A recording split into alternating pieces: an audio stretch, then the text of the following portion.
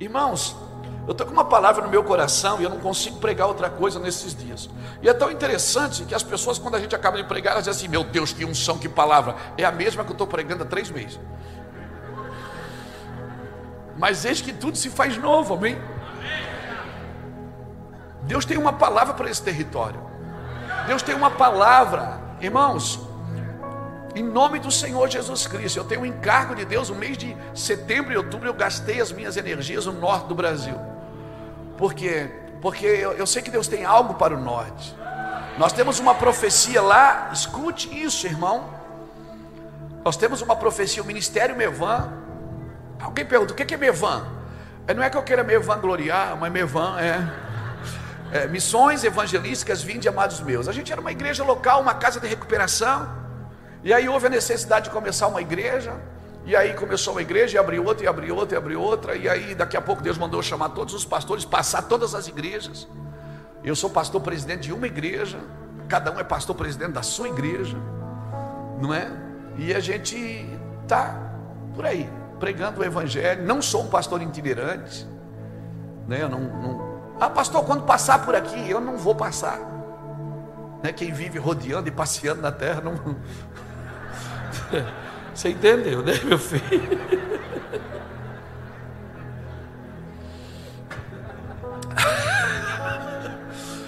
Então é isso. Nosso trabalho é juntar pessoas, juntar pastores. Ninguém quer tirar ninguém de igreja nenhuma. Às vezes a gente vai numa cidade, as pessoas ficam: eles vão vir para cá abrir igreja. Não, vocês já estão aqui, para que vir abrir igreja? Vocês já estão aqui. O trabalho é empoderar quem já está fazendo, não construir em fundamento alheio. Amém? Nós já estamos aqui, vocês já estão aqui com a igreja, já estão aqui. Para quê? Para que abrir mais uma igreja aqui? Se já tem uma igreja desse tamanho, tem várias nessa cidade. O que a gente faz então? A gente trabalha o coração dos pastores, para ele priorizar primeiro a família, depois o ministério. O sucesso no ministério não substitui o fracasso familiar. Então a gente ajuda ele a empoderar, serve ele, fala o que é óbvio. Irmão, só quem conhece o coração de um pastor é Deus, sua família e seu travesseiro. Amém? E nós precisamos desse feedback de todo mundo. A primeira narrativa negativa da criação é: não é bom que o homem esteja só. Não é bom que o homem esteja só. E isso não serve só para casamento. O homem não foi feito para estar só. Provérbio 18, versículo 1 diz que aquele que se isola, ele busca a sua própria ruína e insurge-se contra a verdadeira sabedoria. O vocabulário do céu é nós. Quando Deus cria, ele diz: façamos nós. A oração que ele nos ensinou é: Pai nosso, pão nosso. E se o Pai é nosso, o pão é nosso, o pecado também é nosso. Porque se um membro do corpo padece, todo o corpo padece. Amém? Eu não vou certamente pregar nada que você já não saiba. Eu não vim aqui dar minha opinião, eu vim aqui relembrar você de algumas coisas. Esse é o trabalho do profeta. A igreja ela tem que ser profética, porque ela trabalha para cumprir um cenário. O cenário que a igreja nasceu para cumprir não é um cenário político, é um cenário espiritual. Embora eu ame o meu presidente, converso com ele quase todo dia, mas a minha expectativa está na igreja. A minha expectativa está na igreja, porque Jesus disse que as portas do inferno não prevalecerão contra a igreja. Amém? Então não adianta, ninguém vai conseguir acabar com a igreja, irmão. César já tentou, Herodes já tentou, Hitler já tentou. Ninguém consegue. Crente é que nem pernilongo, você mata um, nasce 20 no outro dia, irmão. Você não dá conta de acabar com os crentes, não. Stalin já tentou, Lenin já tentou, os Saladin já tentou, os Iatolás já tentaram acabar com a igreja. Ninguém consegue acabar com a igreja, irmão, porque Jesus declarou que as portas do inferno não prevaleceriam contra ela. A igreja do Senhor está na terra para fazer a diferença, para dar uma resposta para o mundo. Amém, irmãos? Tira a igreja da terra para ver o que sobra. A igreja na terra é a única instituição constituída por Deus capaz de dar respostas para o mundo. Por isso que há tanta guerra contra a igreja e contra a família. Por quê? Porque são as duas instituições que representam a Deus. Paulo disse em Efésios capítulo 5, versículo 30 e 31, Paulo diz assim: deixará o homem a sua casa, se unirá à sua esposa e se tornarão uma só carne. Grande é esse mistério, mas eu me refiro a Cristo e a igreja. Ele está dizendo que a mesma coisa que um casamento de um homem e de uma mulher é Cristo e a igreja. A mesma vida íntima é Cristo e a igreja. A mesma construção conjunta é Cristo e a igreja. Amém, irmãos? Então a igreja está sempre sendo comparada com um casamento. E alguém diz assim: Jesus está voltando, glória a Deus. Mas ele vai vir como ladrão. Não, ele vem como ladrão para quem não espera ele.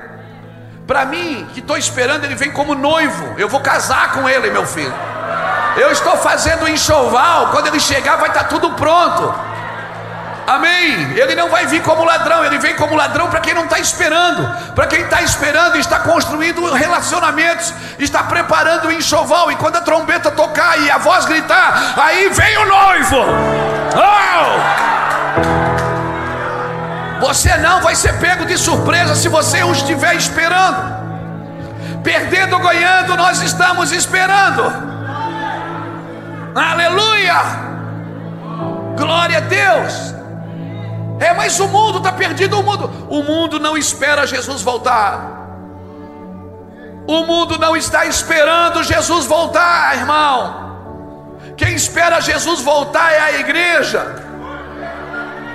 Então cobre do mundo uma coisa que é a igreja que tem que fazer. O mundo não espera Jesus. Então o que o mundo espera? O mundo espera a manifestação dos filhos de Deus. O mundo espera que a igreja se levante como voz de Deus na terra, que não está presa à justiça dos homens, que não está presa aos recursos dos homens.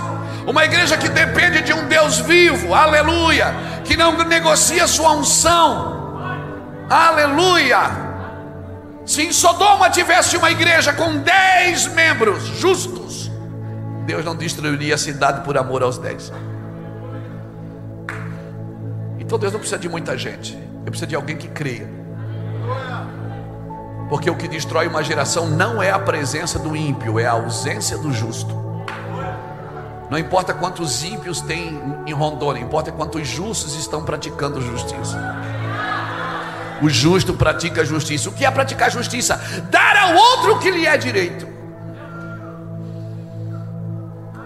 Evangelho não tem a ver com você, filho. Você não é o objetivo, você é o canal. Evangelho não tem a ver com você. Por isso que todo homem e toda mulher que vive no Evangelho, ele não pensa nele primeiro. E se você pensa em você primeiro, me perdoe, não é Cristo que você está servindo. Só existe uma maneira de Deus te usar. É quando você não usa Ele. Então Deus vai nos pegar aqui nesses dias. Abra sua Bíblia comigo em Êxodo capítulo 7, meu irmão. Obrigado, pastores, pastoras. Obrigado por nos receber na sua terra. Obrigado por permitir que os membros da sua igreja viessem a essa conferência. Eu celebro a sua vida. Obrigado. Obrigado por nos honrar. Amém, irmãos? Louvado seja o nome do Senhor Jesus Cristo. Obrigado pela cidade de Ji-Paraná. Deus tem algo aqui. Fique com a Bíblia aberta em Êxodo capítulo 7. Ministério Mevan. Eu tenho um sobrinho, filho do meu irmão Júnior, que está na Bahia. Hoje ele já tem 11 anos, mas há 6 anos atrás ele tinha 5. Ele teve uma visão. O Júnior estava assistindo a um filme na televisão, alguma coisa assim. O menino estava brincando com um carrinho no chão. Ele levantou e disse: pai, o Deus está falando comigo. E o meu irmão parou, olhou para ele e disse, foi provar os espíritos para ver se era Deus mesmo. E disse: como que é a voz dele? Ele disse assim: é como uma cachoeira de águas. É muitas águas. E meu irmão tremeu e disse: espera, o que ele está te dizendo? Ele disse: ele está dizendo, pai, ó, que o vento sul vai se juntar com o vento norte e vai colher nos meus jardins. E essa é a profecia que nós temos. Por isso eu estou no norte, irmãos. Levanta-te, vento sul, sopra vento norte para colher nos meus jardins. Sabe onde é que é os jardins? É o Nordeste. Porque a terra seca e o ermo produzirá. O Nordeste não vai ser mais usado como massa de manobra de ninguém. Deus está acordando a nação brasileira, irmãos. O Brasil está gerando um filho chamado Justiça. E ele vai nascer, meu filho, não tem como. Ele vai nascer. E já viu uma criança nascendo, você não consegue devolver ela para o útero. Eu tenho um filho de 32 anos, o Anderson, ele é meu filho adotivo. Ele chegou na nossa casa com 9 anos. Hoje ele é pai, ele que administra o Mevan. Todo o ministério Mevan passa pela mão dele na administração. Ou seja, é um órfão cuidando de uma casa de paternidade. Só Deus faz isso, mais ninguém. E uma das suas filhas nasceu, e quem fez o parto foi ele. Porque não deu tempo de chegar no hospital. Quando ele foi no apartamento buscar a esposa para levar para fazer o parto, ela disse: amor, está nascendo. Ele disse: não. Ela disse: tá. Ele levou ela para o quarto, pegou um edredom, deitou. E eu estou no Japão nessa data, 12 horas de fuso horário, aqui de manhã e lá à noite. E eu falando com ele conversando comigo, e eu com ele. E nasceu. 27 minutos depois o SAMU chegou, a criança já estava mamando na mãe. E eu perguntei: filho, e aí, filho? O que é que você fez? Ele disse: eu queria devolver, mas não voltava. Porque ninguém pode parar aquilo que está nascendo,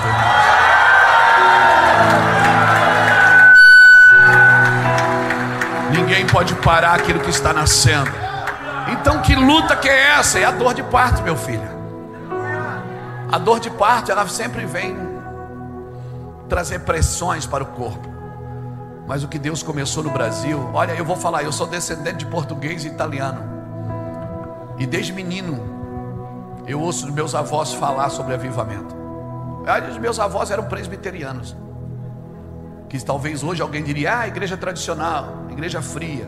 Meus avós falavam de avivamento. Meu avô chorava e dizia: o Brasil vai viver um avivamento. E eu era menino, não entendia muitas coisas sobre isso. Achei que avivamento era um culto de alegria. Hoje eu entendo o que é um avivamento. Então se preparem, Brasil. Ninguém pode parar o rio que está correndo para cima. O rio que está correndo para cima, ninguém pode parar. Um rio que corre para baixo, que corre para o mar, você pode desviar o curso dele. Mas um rio que corre para cima, ninguém pode desviar o curso dele. Vai se cumprir o que ele disse em Mateus 24, vai se cumprir o que ele disse em Lucas 21, vai se cumprir o que ele disse em Marcos 13, vai se cumprir o que disse Ezequiel, Daniel, o que disse Oséias.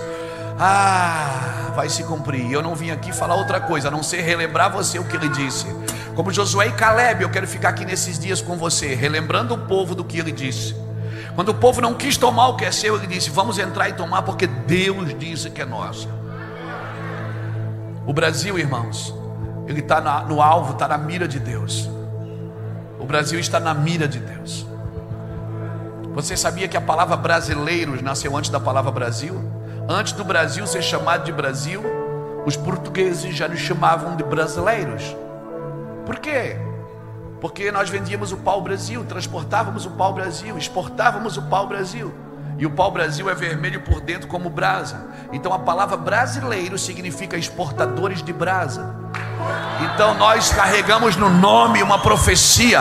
Nós vamos exportar brasa para todas as nações. O Brasil não vai alimentar o mundo só com soja, com milho, com grão. O Brasil vai alimentar o mundo espiritualmente também com o Evangelho de Jesus Cristo. Por isso que está todo mundo de olho no Brasil.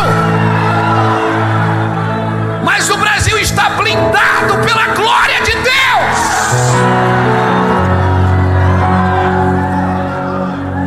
Está todo mundo de olho no Brasil, meu irmão. Todo mundo quer vir para o Brasil comprar um pedaço de terra. Todo mundo quer. Ei, sabe o que eu acho? Que Pero Vaz Caminhas, quando escreveu a carta para Portugal, ele estava certo quando ele disse: a terra é boa, tudo que se planta dá. Ei, meu filho, comece a profetizar na sua terra, comece a profetizar na vida dos seus filhos, comece a declarar na sua igreja. Sai da internet, não fala mais mal de ninguém na internet, não vai para a internet atacar igreja nenhuma. Comece a dar as mãos para as pessoas que você nunca deu. Comece a celebrar o fruto dos outros antes que você comece a dar os seus, e você vai experimentar o maior avivamento da história. Oh, meu Deus! Êxodo capítulo 7 diz assim: então disse o Senhor a Moisés: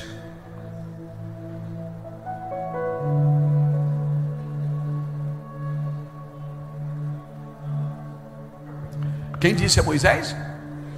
O Senhor. O que é que ele disse? Vê que te constituí como Deus sobre Faraó.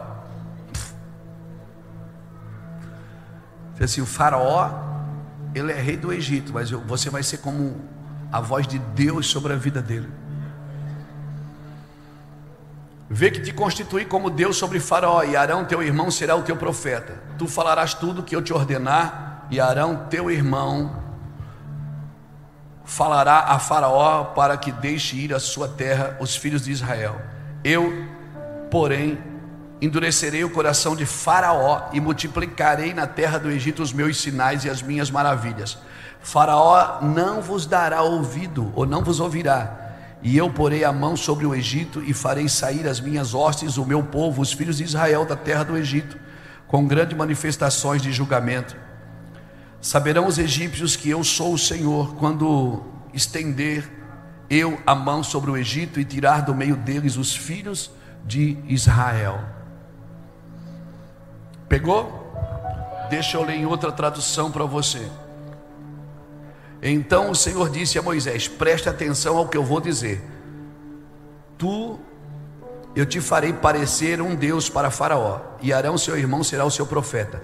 Diga a Arão tudo que eu lhe ordenar, e Arão mandará a Faraó deixar o povo de Israel sair da sua terra. Contudo, eu vou endurecer o coração de Faraó, depois multiplicarei os meus sinais e maravilhas na terra do Egito. Mesmo assim, Faraó se recusará a ouvi-lo, de modo que a minha mão pesará sobre o Egito. Então resgatarei o meu exército, o meu povo, os israelitas da terra do Egito, com grandes atos de julgamento. Quando eu levantar a minha mão e tirar os israelitas do meio deles, dos egípcios, então eles saberão que eu sou o Senhor. Aleluia! Louvado seja Deus. Irmãos, deixa eu te posicionar em algumas coisas aqui para a gente entrar na mensagem. O que eu vou começar hoje, eu vou terminar só sábado ao meio-dia. E nós precisamos terminar sábado, meio-dia mesmo, porque 2 horas tem voo. O Deus disse assim: olha, eu vou mandar você lá no Egito. Você vai falar para Faraó deixar meu povo sair. Só que eu vou na tua frente e vou endurecer o coração de Faraó, e Faraó não vai deixar meu povo sair. Eu vou fazer sinais e maravilhas, e Faraó não vai deixar o meu povo sair. Aí eu fico perguntando: peraí, o senhor está dizendo que o senhor vai mandar eu fazer uma obra, que o senhor vai na frente atrapalhar? Eu vou mandar você fazer uma obra, Luiz, e eu vou na frente atrapalhar. Você vai falar, deixa sair o meu povo, e eu vou endurecer para que ele não deixe. Que sentido faz, Senhor? O senhor mandar eu fazer uma coisa que o próprio Senhor vai na minha frente atrapalhar o que o senhor mandou eu fazer. Porque você precisa entender que juízo e justiça estão na casa do Senhor. Toda vez que Deus vai praticar justiça para um povo, alguém vai pagar a conta. Porque juízo e justiça são a base do seu trono, diz a Bíblia. O salmista fala, acho que é Salmo 92, se não me engano. Juízo e justiça são a base do seu trono. Quando Deus chama Moisés, no capítulo 3 de Êxodo, Moisés está apacentando as ovelhas do seu sogro Jetro. Você conhece a história? Ele está no Horebe apacentando as ovelhas. E ele não foi lá, apacentou as ovelhas e veio embora de noite. Não, eles levavam as ovelhas para onde tinha comida e passavam ali muitos dias. E Moisés percebeu que tinha uma sarça que queimava e não se consumia. E era comum sarça pegar fogo no deserto. Ela pegava fogo durante o dia, mas no sereno da noite ela apagava. Só que tinha uma que não apagava de noite. Tinha uma que não apagava no meio das trevas, no meio da escuridão, ela não apagava. E Moisés percebeu. E aí no capítulo 3 Moisés diz assim: eu me virarei para lá e verei essa estranha visão. E por que a sarça não se consome? Vírgula.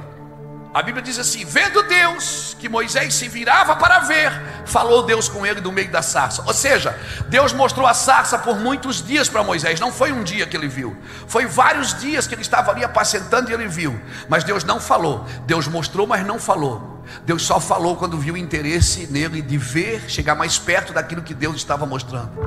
Tem gente que caminha aos redores dos sinais de Deus por muitos anos, mas nunca presta atenção no que Deus está fazendo. É distraído demais. E nessa geração Deus está chamando a nossa atenção para a gente sair das distrações, irmãos. Paulo diz em Efésios, Filipenses capítulo 3, obrigado Senhor, e versículo 13 em diante, Paulo diz assim: eu não digo que eu já tenho alcançado, mas uma coisa eu faço, que é esquecendo das coisas que para trás ficam, avançando para aquelas que estão diante de mim, eu prossigo para o alvo, para alcançar aquilo porque fui alcançado por Cristo. Paulo está falando de uma coisa que é necessário se fazer.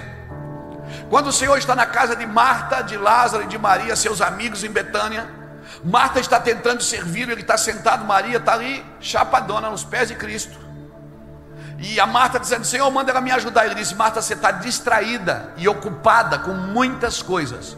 Uma coisa só é necessária. Você percebe que Deus vem afinando o corte, trazendo você para uma coisa só. O salmista diz no Salmo 27, o verso 4, ele diz: uma coisa eu pedi ao Senhor e a buscarei, que eu possa estar na casa do Senhor todos os dias da minha vida, para contemplar a sua formosura e para aprender no seu templo. Então veja, Deus está sempre afinando o alvo, sempre ajeitando a mira. E o dia que eu e você formos pessoas de uma coisa só, nós podemos fazer muitas coisas, mas a nossa prioridade é uma coisa só. O dia que você for pessoa de uma coisa só, todas as outras coisas vão encontrar o lugar delas na sua vida.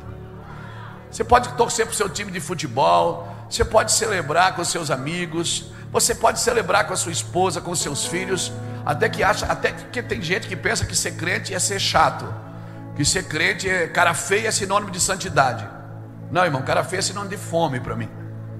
Santidade é alegria, né? Santidade é alegria. Até acho que um crente que não é alegre, ele é um difamador do evangelho. Ele precisa ser alegre. As pessoas precisam querer o que você carrega. A alegria não tira você da santidade, porque a alegria não tem a ver com a sua alma, tem a ver com o seu espírito. É um fruto do seu espírito, não um sentimento da sua alma. Então quando Moisés prestou atenção na sarça, ele disse: eu vou me virar para ver por que essa sarça arde e não se consome. A Bíblia diz que Deus, vendo que Moisés se virava para ver, bradou o Senhor com ele do meio da sarça e disse: Moisés, tira a sandália dos teus pés. Você conhece a história, porque o lugar que tu estás pisando é santo. Moisés tirou a sandália e entrou, e Deus disse: olha, eu tenho ouvido o clamor do meu povo e também tenho visto a opressão dos seus opressores. Por isso que Moisés não chegou no Egito e tirou o povo de pronto. Por isso que Moisés não chegou no Egito e saiu com o povo no outro dia. Não, irmãos. Teve as pragas. Só que no Egito Deus não manifestou os seus sinais, Deus não manifestou a sua unção. Ele tirou primeiro o povo do Egito, para depois derramar sobre ele a sua glória. Se Deus tirasse o povo de pronto do Egito, o povo do Egito não seria julgado. Então aquele dia Deus estava fazendo duas coisas: estava abençoando o seu povo e estava trazendo juízo para os seus opressores. Então, querido, a sua briga não é contra a carne nem contra a sangue. A sua briga é nas regiões celestiais, com as hostes espirituais da maldade. As guerras que você não vencer nas regiões celestiais como igreja não adianta. Por isso que não adianta ter igreja grande. O importante é ter uma grande igreja. Uma grande igreja é uma igreja que sabe lutar nas regiões celestiais. Não adianta ter uma igreja cheia de gente vazia, que não consegue discernir a mão direita da esquerda, que não sabe entrar nas guerras. Então nós vamos para a guerra, vamos guerrear. Não. Quem vence a guerra não é o príncipe da guerra, é o príncipe da paz. Em breve o Deus de paz esmagará a cabeça da serpente. Só um homem de paz é que pode entrar em guerra, porque quem vence a guerra é o príncipe da paz. Aí o Senhor manda Moisés e diz assim: eu vou na tua frente, vou atrapalhar. Você vai lá, vai dizer para Faraó, você vai ser como um Deus para ele. O que é isso? Ou seja, você vai liberar sentenças para a vida dele. Você vai liberar sentenças no Egito. Irmão, por favor, não sai por aí orando para os outros morrer, tá? Não é isso que eu estou dizendo. Porque Deus não quer destruir ninguém, Deus quer salvar. Aquela pessoa que você não gosta, Deus quer salvar ela também. Essa que você está lembrando dela agora. Não tem um palmo de terra dessa nação que Deus não queira remir. Não tem uma pessoa dessa terra que Deus não queira salvar. Deus quer salvar a todos, irmãos. Amém? Ele não tem prazer ele quer que nenhum se perca. Ele não tem prazer na morte dos seus santos. Ou melhor, ele tem prazer na morte dos seus santos. Ele não tem prazer na morte daqueles que não o conhecem. Então, o trabalho da igreja é ser igreja. Não é só ir à igreja, é ser a igreja. Então Deus disse: Moisés, eu vou te enviar, e você vai lá e você vai dizer: deixa meu povo sair para que me sirva. E se você for estudar biblicamente, se você ler, guarde isso se você está anotando. Se você ler Êxodo capítulo 8, versículo 25, se você ler Êxodo capítulo 8, versículo 28, se você ler Êxodo capítulo 10, versículo 8, e se você ler Êxodo capítulo 10, do 24 ao 26, você vai se deparar com 4 propostas que Faraó fez a Moisés. Primeiro, Moisés disse: deixa meu povo vir para que me sirva. A primeira proposta que Faraó fez para Moisés está em Êxodo 8, 25, quando ele diz: sacrifica nessa terra mesmo, você não precisa sair daqui. Para que você vai sair daqui, meu filho? Sacrifica aqui mesmo, eu dou os boi aí, você sacrifica. Ele disse: não. A segunda proposta que ele fez está em Êxodo 8, 28. Ele disse: tudo bem, eu deixo vocês ir, mas não vão longe. Não, nós vamos longe sim. Nós vamos longe. A terceira proposta que ele fez está em Êxodo 10, versículo de 8 a 10. Ele diz: tudo bem, vocês podem ir, mas não pensem que eu vou deixar os seus filhos irem. Não, nós vamos sair do Egito com tudo. Com nossos gados, com as nossas ovelhas, com as nossas plantações, com os nossos filhos. Amém? Nós vamos sair do Egito com tudo. Ele disse: vocês estão com má intenção, vocês estão querendo levar os meninos. E a quarta e última proposta que o Faraó fez: vai, mas não leve seus bens. Você está me entendendo? E foi isso que ele disse: não vai ficar nenhuma unha aqui. Nós vamos sair daqui com tudo. Nós vamos sair daqui, nós vamos longe daqui. Nós vamos levar os nossos parentes, os nossos filhos, e nós vamos levar tudo que o Senhor nos entregou, os nossos bens. Com o diabo a gente não negocia, irmão. Por isso que pequenas concessões são perigosas. Não abra pequenas concessões para Satanás. Acabou, meu filho, não tem mais volta para você. Se um dia você decidiu, por exemplo, eu decidi servir a Deus, agora todas as minhas escolhas têm que estar sujeitas à minha decisão. Então eu não posso escolher uma coisa que não está de acordo com aquilo que, meu Deus, que eu decidi. O que eu vou comer, o que eu vou beber, o que eu vou fazer, o que eu vou ter, o que eu vou ser, tem que estar submisso à decisão que eu fiz um dia por Jesus. Eu não posso cochear em 2 pensamentos. Então, nós decidimos como cristãos morrer vazio, irmãos. Eu não sei quanto a você, irmão. Chega da gente ir para a igreja negociar com Deus. Chega da gente ir para a igreja. Quando a Bíblia diz que Jesus aprendeu a obediência por aquilo que sofreu. E nós hoje queremos ensinar as pessoas a parar de sofrer. A gente faz até campanha: pare de sofrer. Se o sofrimento é a válvula prepulsora que ensina a pessoa a perseverar, a continuar. Amém, irmãos? Nós queremos um ambiente seguro na igreja. Não vai ter ambiente seguro, meu filho. A gente grita e diz assim: aqui o diabo não entra. Entra. Isso é quando ele não dá oferta. Isso quando ele não prega. A igreja de Jesus, aqui o diabo não entra. Entra sim. A Bíblia conta a história em Jó, que o diabo foi conversar com Deus. Deus disse: ó, tem visto meu servo Jó? Deus faz um culto, chama o diabo, e o tema da pregação de Deus é Jó.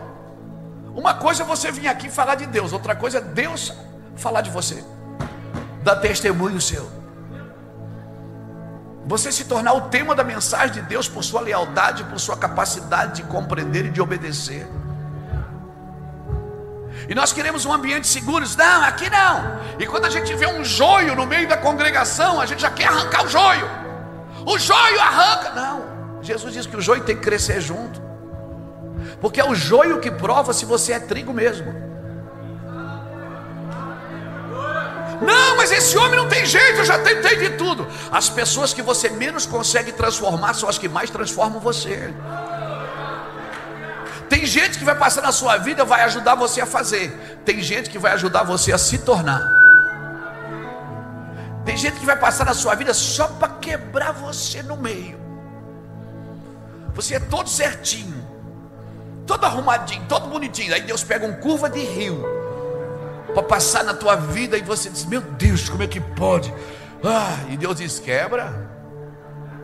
Deus não perde viagem, irmãos. Não perde.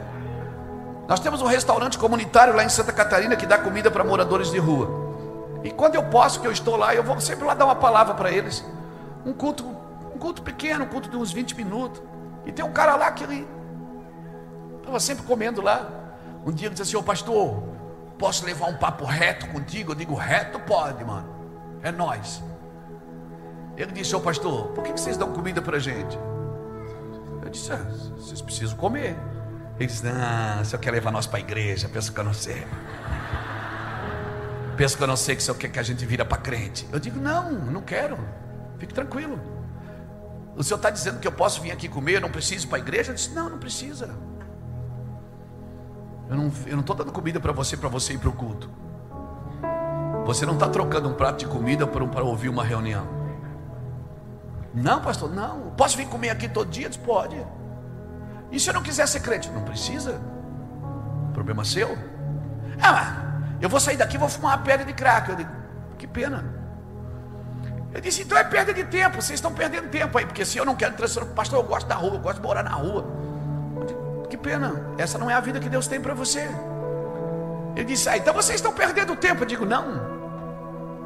Porque se você vem aqui comer e não é transformado, nós que estamos dando a comida estamos sendo transformados. Porque Deus não perde viagem, ou daqui para lá, ou de lá para cá, todo mundo é abençoado. É abençoado quem dá, é abençoado quem recebe, é abençoado quem é servido e quem serve. Deus não perde viagem, irmãos. Esse é o nosso problema, é porque a gente escolhe quem pode e quem não pode. A gente decide dizer: isso aí não tem jeito. Quem é você para saber quem tem jeito ou quem não tem? Isso aí Deus não gosta. Quem é você para saber o que Deus gosta e o que Deus não gosta? É porque você tem uma matemática pronta, uma equação pronta na sua mente. Irmão, a equação de Deus não é igual à sua. Deus diz que o último é que é o primeiro, que o louco é que é sábio, que o pobre é que é rico, que o fraco é que é forte, que o que chora é que está alegre. Que melhor é dar do que receber. Não, irmão, melhor é receber. Não, Deus diz que é dar. A primeira revelação que você precisa ter de Deus é que Ele não é homem, e por isso Ele não pensa como você. Por isso não tente explicar a Deus. Deus não se estuda, se experimenta. Só se estuda depois que se experimenta. Porque se você estudar primeiro Deus sem experimentar, você vai ficar um crente muito chato, xaropão. Vai querer abrir a Bíblia e enfiar na boca de todo mundo. E quando alguém fizer uma coisa, você diz: não está escrito. Tentar explicar Deus é só o que sobra para quem não vive com Ele. Deus você tem que experimentar, mano. Você tem que provar Jesus. E quanto mais você prova, mais dá vontade de estudar sobre Ele. Você não pode trazer Deus para o culto, abrir Ele no meio, fazer anatomia de Deus. Vamos estudar Deus. Você tem que viver com Ele, cara. Você dá um cheiro nele. Você tem que beijar, abraçar. Ele vai te falar coisa que nem a NASA sabe. Ele vai te falar coisa que os cientistas estão estudando para aprender. Ele vai revelar para você, João. Ô João, você que estudou até a 4ª série. Ele vai mostrar coisas profundas. Esse Deus não é gente, irmão. Ele pega Paulo, que estudou a vida inteira, e põe a pregar para os leigos. Ele pega Pedro, que não lia nem escrevia, e botou a pregar para os chefes da lei. Ele não é um leão de circo que nasceu para divertir pessoas. Ele é o leão da tribo de Judá, totalmente indomável. Jesus Cristo é indomável. Você arruma a porta da frente, ele entra pela de trás. Aí você vai lá, arruma de trás, ele entra pelo telhado. Ei, meu Deus, ninguém pode pará-lo, ninguém pode detê-lo, ninguém pode explicá-lo. Não tente explicar um Deus que você nunca cheirou ele, que você nunca viveu com ele. Emanuel é Deus conosco, é Deus comigo. Eu tenho aqui, ó, dentro da minha Bíblia, uma foto da minha família, da minha esposa. Espera aí. Está aqui. Então, quando eu estou no hotel, sozinho, estou desde terça-feira fora de casa, aí eu olho para a foto, oh Deus, guarda minha família, tá? Abençoa, aleluia, oh mulher bonita, Jesus, guarda ela, Jesus. Mas quando eu estou em casa, eu não quero foto, irmão. Quando eu estou em casa, eu estou vendo. Quem é casado aqui? Quem não é? Quem não é? E põe a mão nos tampos os ouvidos aí. Quando você está com o seu cônjuge, você não pega a Bíblia e diz: a paz do Senhor, minha irmã, nesta noite Deus vai te dar vitória. Não, minha irmã, não tem cerimônia. Na realidade você nem fala. Porque intimidade, irmãos, é uma coisa natural. É uma coisa natural. Sabe? O que sustenta um lar é a intimidade. Você pode ter dinheiro, você pode ter tudo do bom e do melhor.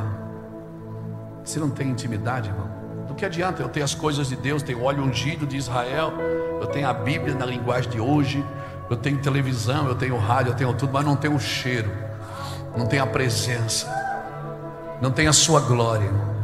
Me torna aquele crente todo cerimonial. Às vezes a gente vai orar, eu faço isso. Eu tenho um lugar lá na minha casa de oração, às vezes eu entro para orar, e aí na força da expressão, né, você liga o som e diz: eterno e soberano. Ele diz: ei, baixa a bola. Baixa a bola que eu te conheço. Fica tranquilo, vamos conversar. Sabe da realidade? Quando você vai orar, você não vai dizer para Deus, você não vai dar opinião para Deus, você não vai dar ideia para Deus, como se Ele não soubesse o que fazer. Oração é para você ouvir o que Ele está dizendo, para você não ficar de fora do que Ele vai fazer. Quando você vai orar, você tem que falar menos do que ouve, você tem que ouvir mais. Fica quieto, não fala. Deus trabalha no silêncio. Mas eu estou clamando. Um clamor é uma coisa, vamos levantar uma intercessão pelo Brasil, vamos gritar, vamos clamar. Mas quando eu entro na intimidade com Deus, não tem, eu não vou com uma lista de compras, irmãos. Eu vou lá, eu quero saber o que é que meu Deus vai fazer, porque o plano dele não pode ser frustrado. Eu tenho que abandonar a minha vida para viver a vida dele. Por isso eu decidi morrer vazio. A gente vai para a presença de Deus cheio das nossas necessidades, irmãos. E deixa eu te falar uma coisa que vai chocar a sua fé. Deus não investe em necessidade. Necessidade Deus supre. Deus não investe em ambição, ambição Deus abate. Deus investe em propósitos, em homens e mulheres que têm propósitos, que se resolveram a devolver para Deus tudo que Ele lhe deu. Deus está disposto a te dar tudo que você estiver disposto a devolver. Seja recurso, seja dom, seja sabedoria. Eu sou um cara, irmão, que eu estudei até a 8ª série. Eu não tenho um diploma de teologia e não tenho orgulho disso. Aí eu tenho um que eu ganhei lá em Londres, há 10 anos atrás. Eu ganhei, depois de 5 mensagens, o pastor disse: você é um teólogo. Eu falei para ele que eu não tinha diploma, ele me deu um, está lá em casa, eu não sei nem o que está escrito, porque está em inglês. Peraí, o senhor está dizendo que se eu não, irmão, eu não estou aqui fazendo apologia contra os estudos. Estude, eu sou um cara que estudo muito. Mas quando ele chega, mano, eu solto a Bíblia, eu solto o livro, eu solto tudo, eu me jogo no chão. E eu choro porque eu não sei mais o que dizer. E o choro, sabe o que é o choro? É a oração que a sua alma não sabe fazer. Quando a sua alma não sabe o que dizer mais, ela só chora. E você fica lá: ei, calandoro, solamandará. Você não sabe mais o que dizer, o que pedir. Acabou todos os seus argumentos. Não tente provar para ele que você é bom. Ele vai sempre dizer: você é ruim, mas você não vale nada, mas eu gosto de você.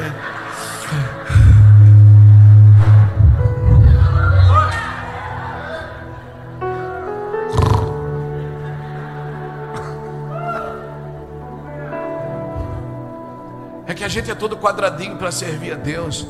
As pessoas se perguntam: quantas horas você ora por dia? Não se trata de quanto tempo você fica com Ele, se trata de quanto você fica sem Ele. Porque se Ele disse orai sem cessar, Daniel, é porque você pode orar sem cessar. Ele não pediria uma coisa que você não pode fazer.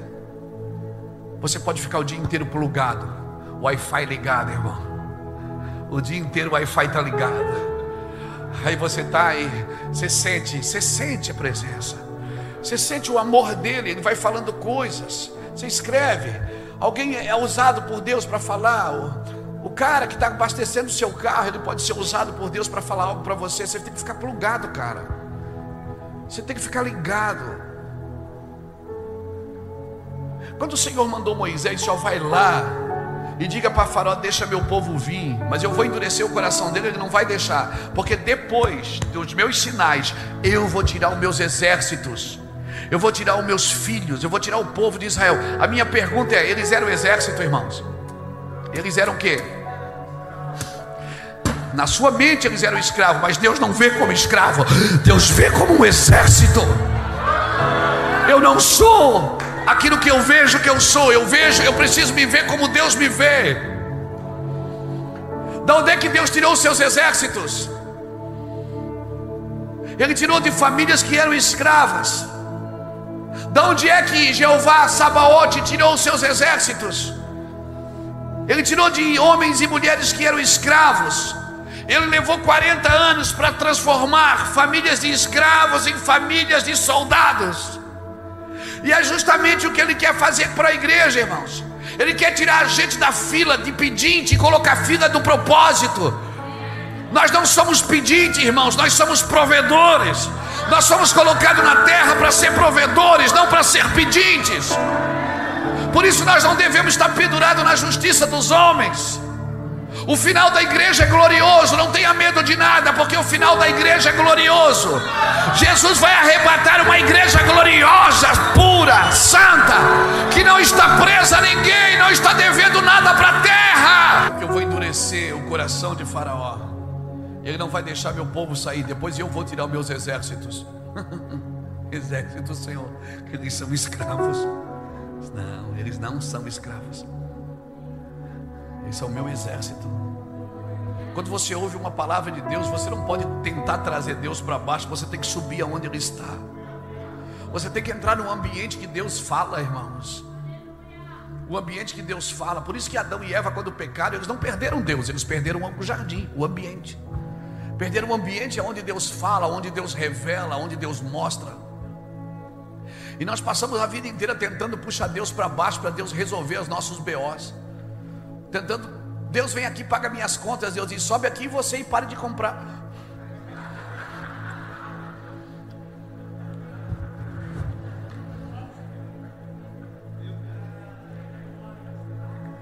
Irmãos, se você olhar para Isaías no capítulo 1, estude o livro de Isaías, meu irmão. Meu irmão, eu vim aqui despertar você para algo sobrenatural. Tem algo acontecendo no Brasil, irmãos. O Brasil vai exportar avivamento. Se preparem. Minha filha mais velha eu já mandei para as nações. Já dei ela de oferta para as nações, a minha primogênita. Deixa eu te falar uma coisa. Tem algo acontecendo no Brasil. Você precisa ajeitar a sua mira para você não perder. Jesus diz: santificai-vos hoje, porque amanhã eu farei maravilhas no meio de vós. Deus fala isso. Deus não está dizendo: se você não santificar, eu não vou fazer. Não, Ele está dizendo: se santifique, porque eu vou fazer. Se você não santificar, você vai perder. Eu vou fazer e você vai ficar de fora.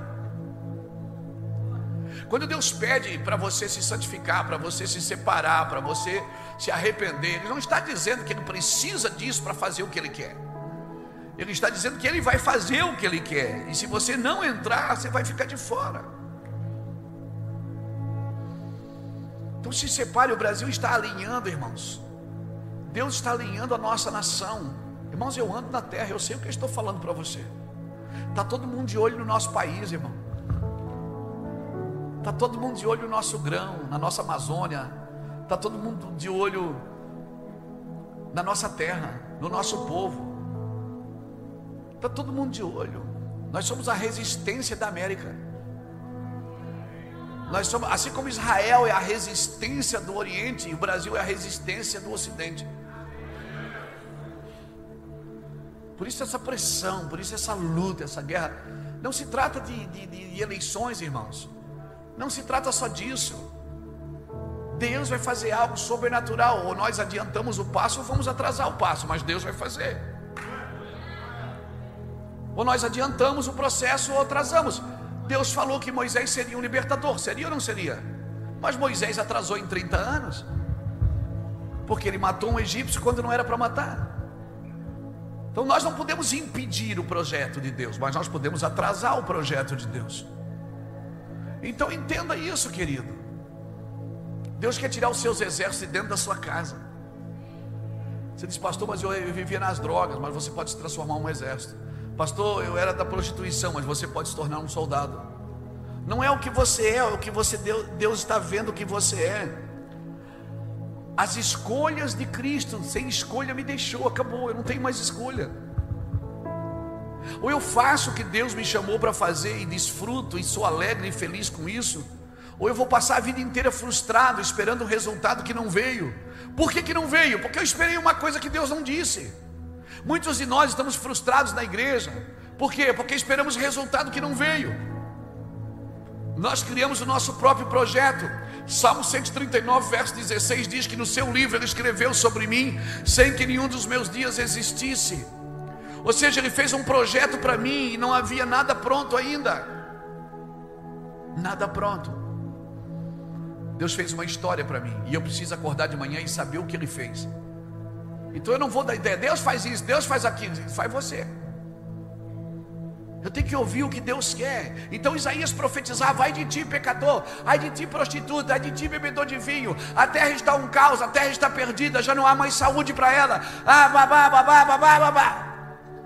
Mas daí no capítulo 6 a Bíblia diz que Deus muda ele de ambiente.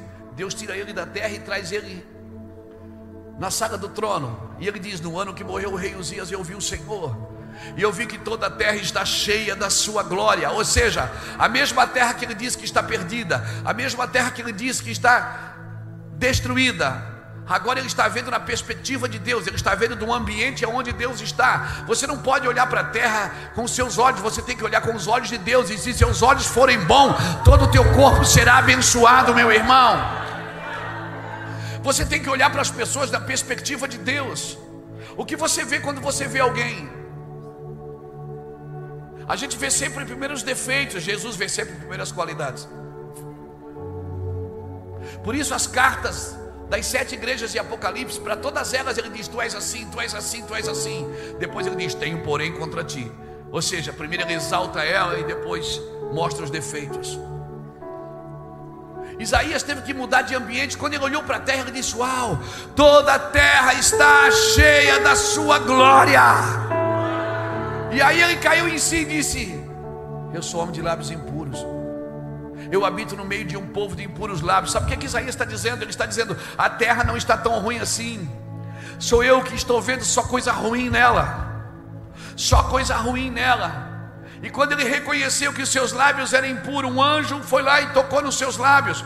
Porque Deus só toca onde você reconhece que precisa ser tocado. Enquanto você se comporta como um crente sem defeitos, sem problemas, sem dificuldade, Deus nunca vai lhe tocar. Mas o dia que você sair do salto, largar todas as fortalezas de orgulho, se jogar no chão, Deus virá e vai curar as nossas mazelas e vai nos levantar com poder e com glória, irmãos. Por isso Deus quer quebrar a gente. É por isso que eu estou andando na terra, irmão. Eu ouvi uma profecia: levanta-te vento sul, sopra-te vento norte para colher nos meus jardins. O Brasil vai exportar avivamento. Estamos em dias de pressões, em dias de angústias, em dias de dores, em dias de indecisões. Não sabemos mais o que é certo, o que é errado. Não sabemos mais quem é do bem e quem é do mal. Mas deixa eu te falar uma coisa: Levanta um altar na sua casa, meu filho. Clama ao Senhor. Deixa o Senhor levantar a sua voz em oração. Jesus fez uma escolha, Ele escolheu você. Sabe quando as coisas estão ruins, eu oro e digo assim: Senhor, o que o Senhor vai fazer por isso? Ele diz: eu já fiz você, resolva. O Senhor não vai botar a mão. Ele disse: eu fiz você para fazer isso. Senhor, toca essa cidade. Ele diz: eu já coloquei você aí. Dê uma voz para ela, dê uma palavra para ela, ministre sobre ela. Pare de reclamar que ela só tem problemas, que ela só tem dificuldades. Pare de falar do trânsito dela, pare de falar do esgoto dela, pare de falar da chuva que cai nela, pare de falar que ela não tem saneamento. Pare de falar, por favor. Não reclame mais da terra que Deus te colocou. Comece a declarar. Deus falou para Abraão: eu vou te levar para uma terra que mana leite e mana mel. Aí Abraão chega lá, tem o que na terra? Fome. Disse: peraí, não tem leite, não tem mel? Não, é fome. Por isso que Abraão foge, porque Deus disse: eu vou te levar para uma terra que mana leite e mel. Abraão foge, por quê? Porque tem fome na terra. Deixa eu te falar, a terra nunca vai te dar nada. É você que tem que dar para a terra. É você que tem que dar para a terra. Experimente não plantar nada nela para ver se ela devolve. Porque o reino dos céus não está na terra. O reino dos céus está dentro de vós. Lucas capítulo 17, versículo 20. Muitos dirão: está aqui, está ali. Jesus disse: não acreditem. O reino dos céus não vem com aparência visível. O reino dos céus está dentro de vocês. Então, se você vai para uma terra, Abraão chegou na terra, tinha fome, ele pensou: cara, não é aqui. Deus sempre que te leva num lugar, te leva para profetizar, para mudar o ambiente. Deus não precisa de um homem no meio do vale dizendo: oh, os ossos estão secos, os ossos estão secos, os ossos estão secos. Deus não precisa disso. O que Deus precisa é de alguém que diga: ossos secos, vivam. Ossos secos, vivam. Cris, por favor.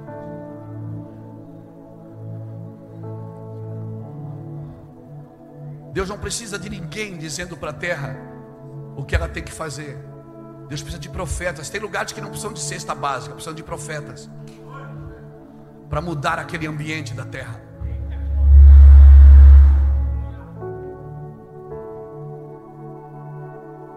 Você está num ambiente profético, não se distraia. Não deixe nada distrair você. Porque o diabo quer lutar para que você não ouça essa palavra. Escute. Preste atenção, irmãos. Quando você está num ambiente profético, Deus pode virar uma chave dentro de você para sempre. Para sempre. Preste atenção, não saia do seu lugar, só vá no banheiro se for preciso mesmo. Para de andar aqui na frente, você está me distraindo. Preste atenção, eu vim aqui pregar o evangelho, não vim fazer festa. Preste atenção no que eu estou dizendo, senão não venha. Amém? Desculpe, mas o óbvio precisa ser dito. A igreja está muito distraída. A igreja se distrai com qualquer coisa.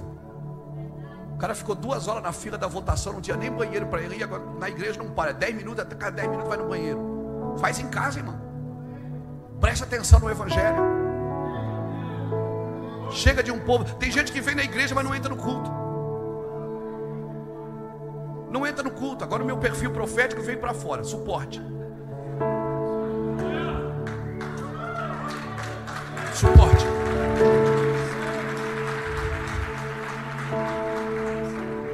Se você precisar ir no banheiro, dá a volta lá por trás. Não passe mais aqui na frente, senão eu vou te chamar pelo nome. Não deixe as crianças correrem no auditório. Por favor, cuide dos seus filhos. Eu vim aqui ativar você. Não me distraia. Por favor. Preste atenção. Se a escolha de Jesus não deixou você sem escolha, então você não conhece Jesus.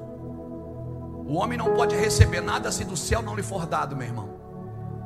O homem não pode receber nada. O Luiz Hermínio pode botar a mão em você e orar por você, mas só o Espírito Santo é que pode te dar vida.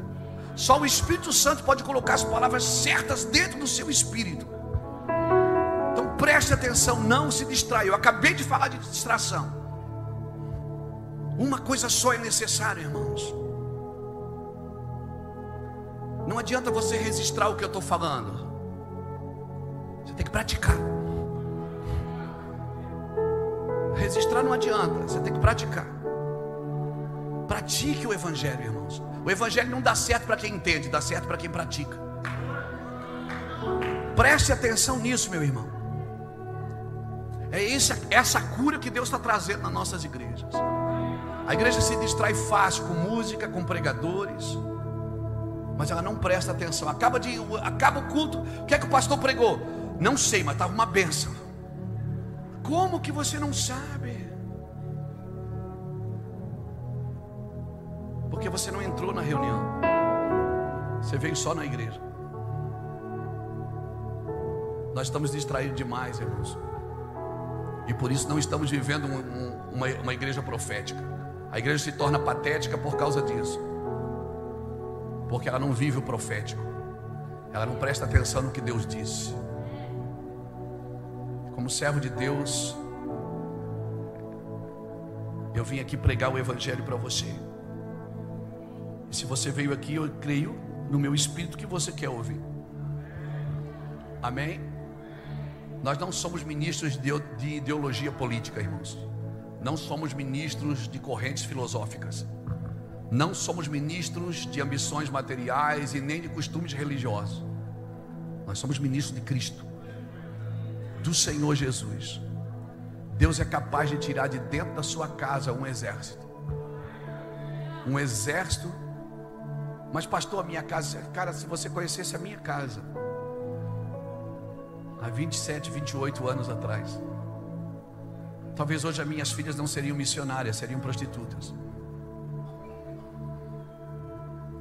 As suas escolhas vão afetar a sua casa para sempre. Talvez hoje meus filhos não seriam homens de Deus. Talvez as minhas netas não orariam línguas. É as suas decisões, irmãos. A sua decisão. Você segue um homem que sabia tudo. E sabe o que ele fez? Se esvaziou de si mesmo. O primeiro ensino de Jesus para mim é a sua humildade. Ele deixou a sua glória, irmão. Desceu aqui como um homem. Ele deixou a sua glória. O primeiro ensino que eu aprendo com Jesus é a humildade. Se esvaziou de si mesmo. Todo homem de Deus, toda mulher de Deus precisa se esvaziar de si mesmo. Dar uma resposta para aquilo que Deus colocou na sua vida. E a presença de Deus, irmãos, ela exige duas coisas de nós. Eu vou citar duas, tem outras, mas eu vou citar duas que para mim são as mais importantes. A presença de Deus exige de nós reverência e tempo de qualidade. Tempo de qualidade. Recentemente eu estava num lugar ministrando e as pessoas paravam, ninguém parava, corre, todo mundo conversando para lá e para cá. Eu soltei o microfone, desci e fui embora. Aí vieram, o que foi? Eu disse, não, eu não tenho tempo para perder. Eu não tenho tempo para perder. Eu estou desde ontem de manhã sem dormir. Dormi hoje 2 horas agora de tarde. Por quê? Por causa do Evangelho. Por causa dos meus irmãos. E eu estava pregando numa conferência, né? Foi, mas não vou falar cidadão. Como é que é o nome? Não fala. Uma conferência lotada de gente, irmão. E a conferência foi eu que fiz. Pastores para todo lado. E todo mundo conversando, tirando foto, um tirando foto do outro no meio do culto. E ninguém presta atenção, e gente levantando e correndo, gente comendo coxinha, e gente tal, isso e aquilo. Eu disse, gente, o Espírito Santo falou para mim, sai. Soltei o microfone e disse, irmãos, obrigado. À noite a gente conversa. Aí todo mundo, o que foi? Eu disse, vocês não estão ouvindo? Vim aqui pregar o Evangelho, vocês não querem. Então tá bom, então vocês já estão alimentados. Glória a Deus, que bom, fico feliz. Então, irmãos, a reverência e o tempo de qualidade são duas coisas importantíssimas que nós temos que dar à igreja do Senhor. Ensinar a igreja do Senhor a dar a Jesus. Tempo de qualidade, irmãos. Tempo de qualidade. Gastar tempo na presença de Deus. Nós, como os pastores, eu sou pastor de uma congregação também. Às vezes a gente tem tanta coisa para fazer, né? E a gente permite que o trabalho para Jesus nos roube da presença de Jesus. Irmão, Deus não te chamou para trabalhar para Ele, Deus te chamou para estar com Ele. O trabalho é só o extrato do relacionamento. Marcos capítulo 3, a Bíblia diz que ele subiu ao monte e chamou quem ele quis para estar com ele, e depois os enviou a pregar. Ele só enviou para pregar depois que eles estavam com ele. Apocalipse capítulo 2 diz para a igreja de Éfeso, ele diz assim: conheça as tuas obras e o teu trabalho. Obra e o teu trabalho. Sei que tu não suportas os que se dizem apóstolos e não são. Ok. Depois ele diz: tenho porém contra ti que deixaste o teu primeiro amor. Ele não diz que você perdeu, ele diz deixaste. Eu fui estudar essa palavra. Conheça as tuas obras e o teu trabalho. A palavra obra, irmãos, ela vem da palavra avod, que é a mesma palavra para avodar, que é a mesma palavra para adoração. E a palavra trabalho vem da palavra tripalo, que é a mesma palavra para tortura. Então, em outras palavras, Jesus está dizendo assim: ó, eu te dei um avod, uma obra para adorar, e você fez dela uma tortura. Muitos de nós, pastores, ministros do Senhor, diáconos, obreiros, nós estamos permitindo que o trabalho para Jesus nos roube da presença de Jesus, porque nós compramos amor pelo serviço, nós fazemos algo para nos sentir alguém. Por que nós compramos amor pelo serviço? Porque nós aprendemos assim. Todo mundo tem que fazer plano. Se você chegar final do ano e não tiver um plano para o ano que vem, então você não é alguém em evidência. Todos nós temos que fazer planos. Todos nós temos que ter um projeto de vida para 2023. Quando a Bíblia diz que um homem de Deus é semelhante ao vento, é um caniço, ele não sabe de onde vem nem para onde vai. Assim é o homem que serve ao Senhor. Faça planos, irmão, se organizem, deixe tudo pronto, mas quando a presença de Deus vier, dê vazão para ela, deixa Deus pegar você e colocar asas na sua vida. Amém, irmãos? Tem muita coisa para fazer no Brasil, mas nós organizamos tanto a igreja que ela não consegue se mexer. Tem muitas coisas para fazer nas nações, no sul, no norte, no nordeste, no centro-oeste, no sudeste. O Brasil, irmãos, é a mira de Deus, é o alvo de Deus para esses dias. Tem tantas coisas para a gente fazer, irmãos, tanta alegria para ser esbanjada, tanto amor, tanta unção para ser dada. E chega de pessoas no vale de ossos secos dizendo: os ossos estão secos. Nós precisamos de alguém no vale dizendo: ossos vivam, pode viver. Irmão, faça isso. Comece a praticar na sua cidade. Pratique o evangelho, pratique com a sua voz. Eu venho de uma cidade chamada Itajaí, que há 15 anos atrás era a capital da AIDS do Brasil pelo número de habitantes. É a cidade mais violenta, era a cidade mais violenta do estado de Santa Catarina, rota internacional de tráfico de drogas. Era um assassinato a cada 3 dias. Os pastores daquela região começaram a se unir, irmãos. O conselho de pastores começou a se unir, não para falar de outra coisa, a não ser para falar de Cristo. Começamos a nos unir, a chorar pela cidade. Deus foi ungindo, juntando igreja grande, igreja pequena, pastores de 1000, pastores de 50. E foi tão lindo o que Deus fez. Hoje Itajaí está entre as 10 cidades que mais prosperam no Brasil. Não é mais a cidade mais violenta, deixou de ser a rota de tráfico internacional. Há anos atrás tinha carros de som na rua oferecendo emprego. Deixa eu te falar, Deus pode mudar uma cidade por causa de um homem. Deus pode mudar uma cidade por causa de uma mulher. Por quê? Porque você carrega o reino de Deus na sua vida. Você não é um pedinte, irmãos. Sabe de uma coisa que eu tenho aprendido, meus irmãos? Deus não tem pena da gente. Então não adianta, né, a gente fazer cara de choro, cara de dó, porque Deus não tem pena de nós. Ele sabe o que colocou em nós, Ele sabe que a terra precisa daquilo que Ele colocou nas nossas vidas. O Senhor sabe que a terra precisa daquilo que o Senhor colocou nas nossas vidas, meu irmão. Louvado seja Deus. Não espere alguém te dar um microfone. Não espere alguém te dar uma oportunidade. Oportunidade vem de oportuno. No tempo oportuno, tudo vira oportunidade. No tempo de Deus você não pesca, é o peixe que pula dentro da rede. No tempo de Deus, Adão já nasceu grande. E o jardim já estava pronto. Quando ele abriu os olhos, o jardim já estava lá, porque Deus havia plantado o jardim para ele. Quando você anda no cenário de Cristo, as coisas já estão prontas na frente. Ele diz para você: sem mim nada podeis fazer. Então, por favor, saia do seu cenário, saia da sua logística, saia da fé logística e entre numa fé que depende somente do Senhor Jesus Cristo. Amém? Amém? Amém, irmãos? E eu te garanto, ninguém mais vai desviar do caminho por causa de nós. Porque se as pessoas estão desviando do caminho por causa de nós, é porque nós estamos mais perdidos do que eles. Se a doença das pessoas não te causa dor, é porque você está mais doente do que elas.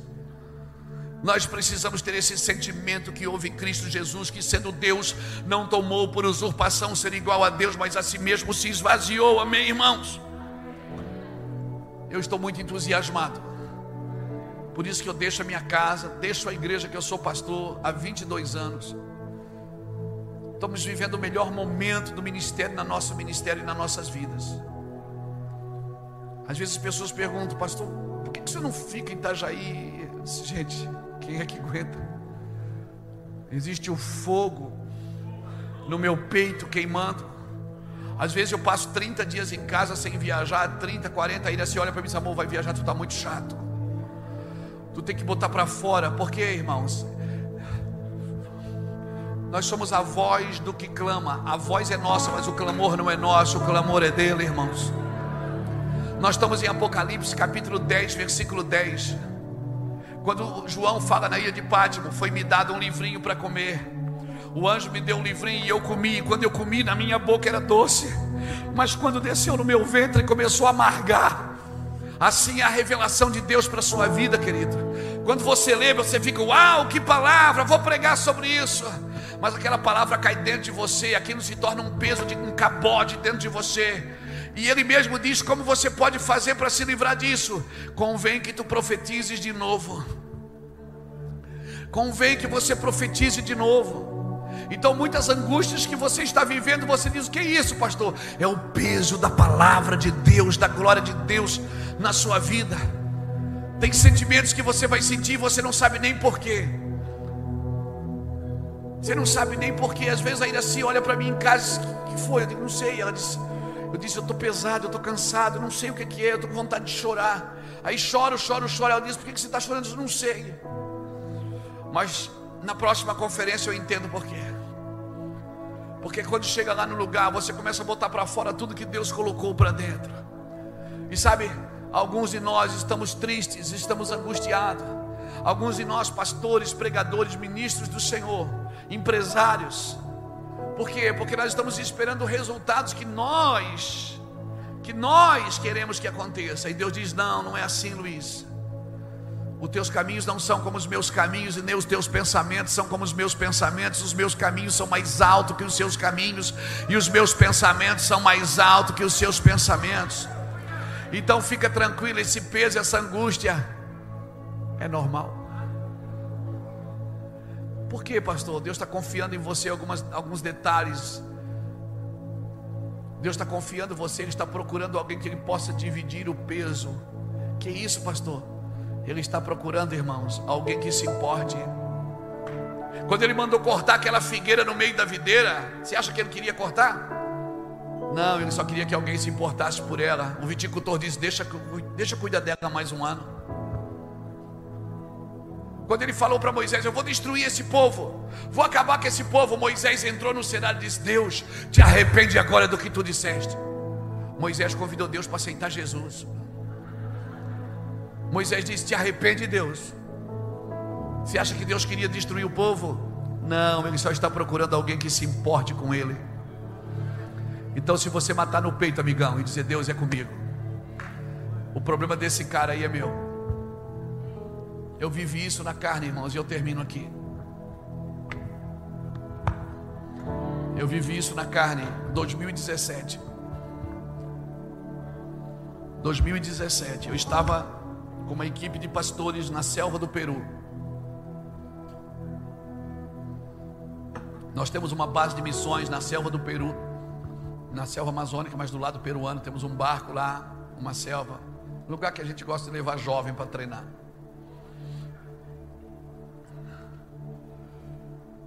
E quando eu cheguei na selva, esse meu ombro, esse lado direito desse ombro, atacou a minha cervical. Eu não conseguia fechar as mãos assim. A dor era intensa. E os irmãos, vamos voltar então? Porque não adianta, o nosso voo é daqui a 5 dias. Não é assim que você volta no meio da selva, não é assim. Eu tinha analgésico na minha bagagem. Eu disse, eu vou tomar um analgésico. Eles fizeram uma tipóia, penduraram o meu braço. Eu não mexi os dedos da dor. E o diabo dizendo, vou matar você. Eu estou morto já, Satanás, sai fora. Vou matar quem está morto. Quando nós voltamos para o Brasil, eu fui procurar um ortopedista, um amigo. E ele foi lá, me examinou e disse, pastor Luiz, você está com uma tendinite. É LER. É doença de rico. A minha mãe diria que é um toxicólogo. Ele disse, é um LER, uma lesão por esforço repetitivo. Daí eu fui lembrar que era do microfone, de tanto segurar o microfone. Você pensa que não pesa, 300 gramas. Passa 2 horas e meia com ele na mão. Aí comprei aquele da Madonna, mas eu não dou conta, irmão. Eu não sei o que eu faço com as minhas mãos. Uma loucura. E aí ele disse, Luiz, você está com muita dor? Eu digo, muita dor. Vou te dar 3 injeções, uma hoje, uma amanhã, uma depois de amanhã. Eu digo amém. Depois a gente começa o tratamento de osteopatia, ok? Aí eu já comecei a tirar a camisa para tomar injeção. Ele disse, não, tira a calça. Eu digo, não, doutor, mas está doendo aqui, ó. É aqui que dói, ó. Ele disse, não. Essa injeção é muito pesada, é melhor você tomar nas nádegas, viu, amém? Aí baixei a calça, tem a mão na mesinha.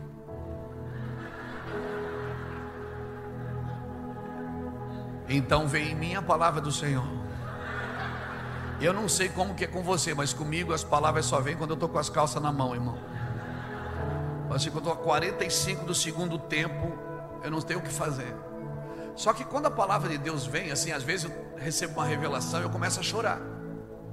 Agora imagina a cena, o médico com a injeção na mão, eu com as calças baixas, com a mão na mesinha.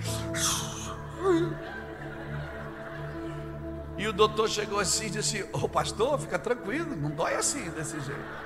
Eu digo, não doutor, é que Deus está falando comigo.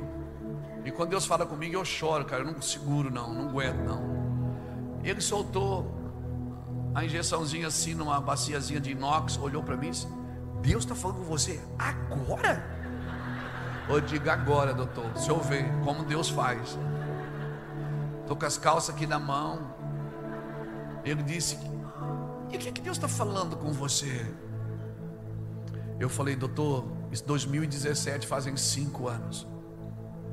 Eu disse, doutor, Deus está falando para mim que Ele está levantando uma parte sadia do corpo que está tomando remédio pela parte doente do corpo. Deus está me dizendo que Ele vai levantar uma geração no Brasil que não vai mais para a internet falar mal do pecado dos outros, não vai para a internet atacar a igreja dos outros, não vai sobressair por causa da carência dos outros, mas uma igreja que vai baixar as calças, mostrar a sua nudez e dizer, Deus, aplica o remédio em mim pelo meu irmão que está em pecado. Aplica o remédio em mim pelo meu irmão que está doente. Eu estou disposto a tomar o remédio. Eu não vou mais. E aí eu conversei com o médico, puxei a calça, né, irmão? E fiquei sentado com o doutor, meu amigo. E ele disse, cara, que palavra é essa, hein, Luiz? Eu digo, doutor. E começamos a chorar nós dois.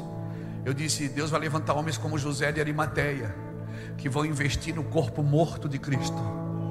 Porque enquanto o corpo está vivo, todo mundo quer. O corpo faz milagre, o corpo multiplica alimento.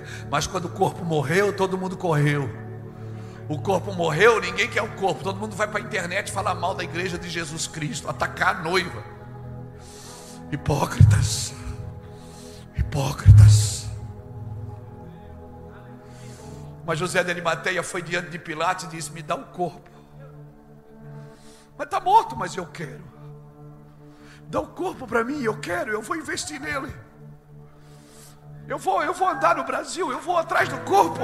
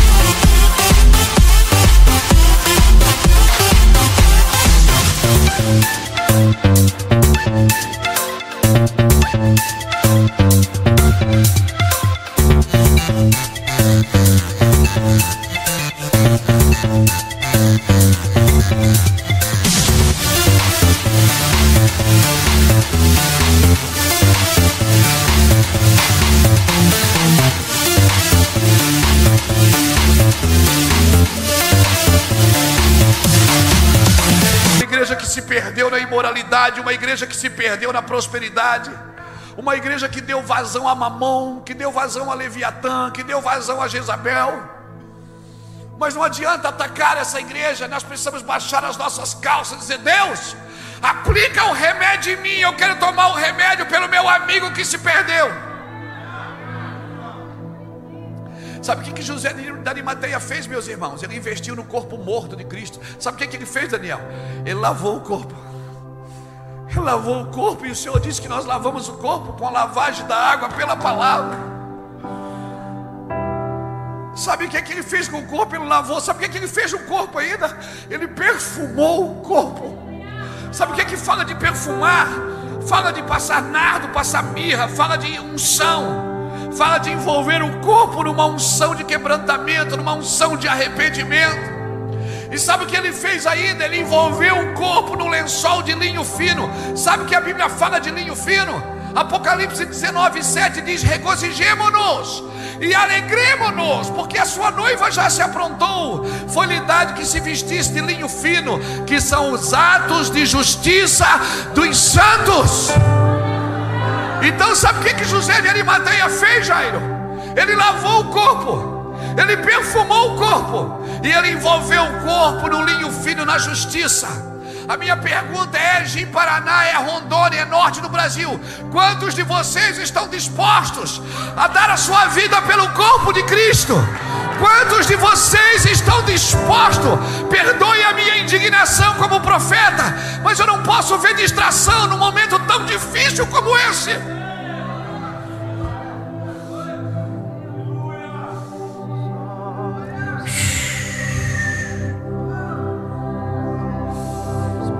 Quem vai investir no corpo morto de Cristo?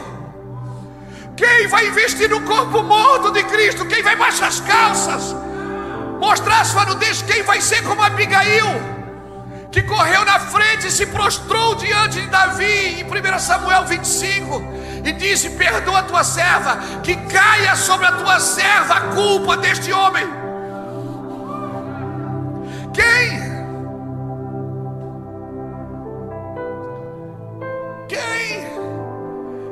Quem vai investir no corpo? Eu vou dizer quem vai investir. Quem não pensa só na sua denominação.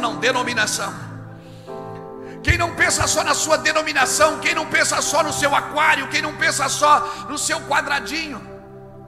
Quem não pensa só no seu culto de domingo. Esses estão morrendo pelo corpo. Esses estão investindo no corpo.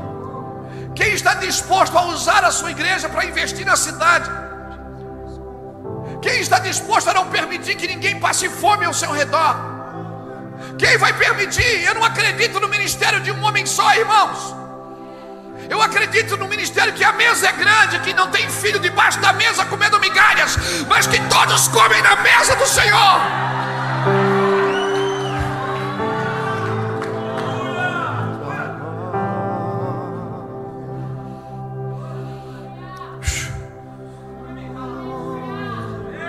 Sabe quem é que vai investir no corpo morto de Cristo? Quem acredita que Ele vai ressuscitar. Levante sua mão se você acredita que a igreja brasileira está ressuscitando no Brasil. Se você acredita que a igreja brasileira está ressuscitando no Brasil,